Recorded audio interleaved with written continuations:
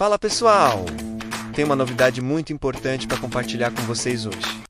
O canal está de cara nova. A partir de agora, o antigo iotzar passa a se chamar Oficina de Ideias. Mas por que essa mudança? A ideia é refletir melhor tudo o que a gente já vive aqui. Projetos de automação, criação de sistemas inteligentes, experimentos e muita inovação. O nome mudou, mas o DNA é o mesmo.